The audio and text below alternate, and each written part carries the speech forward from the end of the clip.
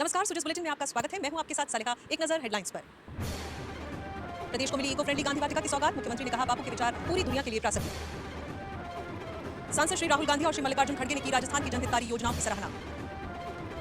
School शिक्षा विभाग में डिजिटल नवाचारों पर मंथन। सीनियर सेकेंडरी स्कूलों में साप्ताहिक टाइम टेबल से स्मार्ट क्लासेस चलाने के निर्देश। मुख्यमंत्री श्री अशोक गहलोत, सांसद श्री राहुल गांधी और सांसद श्री मल्लिकार्जुन खड़गे ने आज गांधी वाटिका का लोकार्पण किया। ये महात्मा गांधी की स्मृति में जयपुर के सेंट्रल पार्क में बनाई गई है।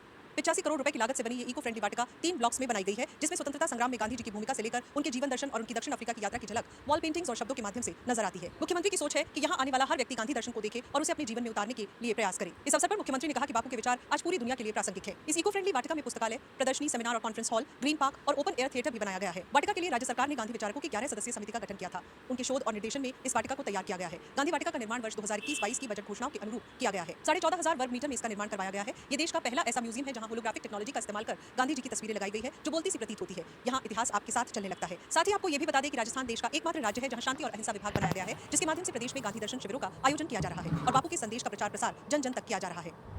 इससे पहले श्री खड़गे, श्री गांधी और श्री गहलोत ने मानसरोवर में समारोह पूर्वक इंदिरा भवन की आधारशिला रखी। इस मौके पर सांसद श्री खड़गे ने राजस्थान सरकार की योजनाओं को जनहितकारी बताते हुए कहा, सरकार ने 2018 में जनघोषणा पत्र में जो वायदे किए थे उसे केवल पूरा नहीं किया, लेकिन उससे भी एक कदम आगे बढ़ के सब कुछ लोगों को दिया।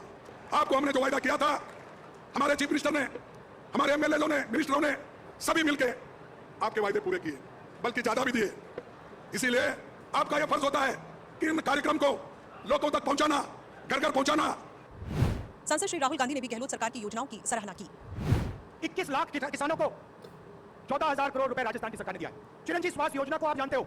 कुछ दिन पहले मैं रेलवे स्टेशन में कुलियों से बात करने गया।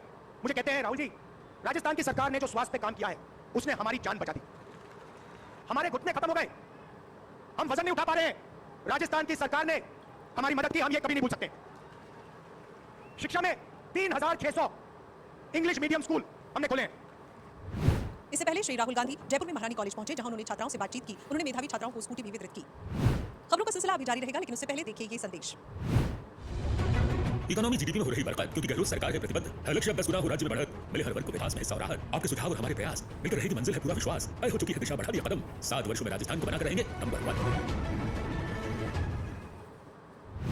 राजस्थान सरकार के नवाचार महिला सुरक्षा और सलाह केंद्रों को राष्ट्रीय स्तर पर स्कॉच सम्मान से नवाजा गया है। हिंसा से पीड़ित महिलाओं को काउंसलिंग, कानूनी और अन्य जरूरी सहायता देने के लिए ये नवाचार महिला पुलिस थानों में किया जा रहा है। समूचे प्रदेश में महिलाओं के हितों की रक्षा के लिए ये केंद्र चलाए जा रहे हैं। ये केंद्र सेवा प्रदाता के रूप में काम करते हैं और पीड़ित महिलाओं की सुरक्षा सुनिश्चित करते हैं। महिला अधिकारिता विभाग की ओर से स्वयंसेवी संगठनों के माध्यम से प्रदेश भर के जिलों में 246 पुलिस थानों में ये केंद्र चलाए जा रहे हैं, जिनके जरिए हिंसा से उत्पीड़ित महिला को तुरंत सहायता, परामर्श, मार्गदर्शन और उसके संवैधानिक अधिकारों का संरक्षण किया जाता है। स्कूल शिक्षा विभाग में डिजिटल नवाचारों पर आज मंथन किया गया। विभाग के शासन सचिव श्री नवीन जैन ने बैठक ली। शिक्षा संकुल से वीसी के जरिए हुई इस बैठक में उन्होंने प्रदेश के सीनियर सेकेंडरी स्कूलों में अब साप्ताहिक टाइम टेबल से स्मार्ट क्लासेस चलाने के निर्देश दिए। उन्होंने कहा कि शाला दर्पण पोर्टल पर स्मार्ट क्लासेस के संचालन की मॉनिटरिंग के लिए विशेष मॉड्यूल बनाया गया है। इस पर सीनियर सेकेंडरी स्कूलों के संस्था प्रधानों को प्रति सप्ताह टाइम टेबल बनाकर पहले ही अपलोड करना होगा। श्री जैन ने कहा कि स्कूलों में 9वीं से 12वीं कक्षा के विषय के अध्यापक उपलब्ध नहीं होने पर भी ऑनलाइन और ऑफलाइन मोड पर स्मार्ट क्लासेस के माध्यम से विद्यार्थियों को अध्ययन कराने के लिए मिशन स्टार्ट के तहत योजनाबद्ध तरीके से व्यापक तैयारियां की गई है। और अब बात राजस्थान मिशन 2030 कॉन्टेस्ट के परिणामों की। आज जारी नतीजों में जयपुर की भावना शर्मा पहली विजेता रही है, जिन्हें 1 लाख रुपए की पुरस्कार राशि दी जा रही है। आपने जल संरक्षण और खनिजों के उचित दोहन पर अपने अहम सुझाव वीडियो के माध्यम से दिए।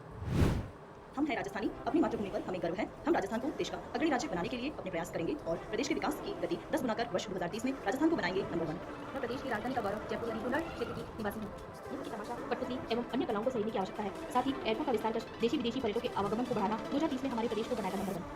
मेरे को अपनी खड़ी बोली खरीदियों और पावड़ियों के लिए 50,000 रुपए की इनामी राशि के साथ द्वितीय पुरस्कार प्राप्त किया है टोडा राइसिंग टोंक के श्री राजकुमार सैनी ने। आपने भूमिगत जल के उचित संग्रहण पर वीडियो के जरिए अपने सुझाव साझा किए। नमस्कार। देश में सबसे कम बारिश राजस्थान के मरुस्थलीय क्षेत्र में होती है और यहाँ कोई 12 नदी भी नहीं और भूजल खारा है। यहाँ प्रकृति कठोर रूप दिखाती है। जल संरक्षण हमारे लिए कितना आवश्यक है, ये हम सबको ज्ञात होना चाहिए। 90 साल की किसनी कहती है वो सूखे के दिन, जब पीने का पानी जोधपुर से ट्रेनों में लादकर बाड़मेर भेजा जाता था। मीलों पैदल चलकर वो ट्रेन तक पहुँचती और फिर पानी घर तक लाती। परंतु अब ऐसा नहीं है। इनके परिवार के पास खुद का टाँका है घर के बाहर। इससे अब इनका जीवन बेहतर है। जून के सूखे में भी इनके टाँके में पीने का पानी जमा होता है। रेगिस्तान में ये टाँका पानी 25,000 रुपए की पुरस्कार राशि प्राप्त कर तीसरे स्थान पर रहे हैं अजमेर के लक्ष्य यादव। आपने एथेनॉल प्रोडक्शन प्रोसेसिंग के लिए एक डेडिकेटेड फ्लैगशिप योजना शुरू करने का सुझाव दिया। इसके साथ ही 100 प्रतिभागियों ने जीते हैं 1,000 रुपए के प्रेरणा पुरस्कार।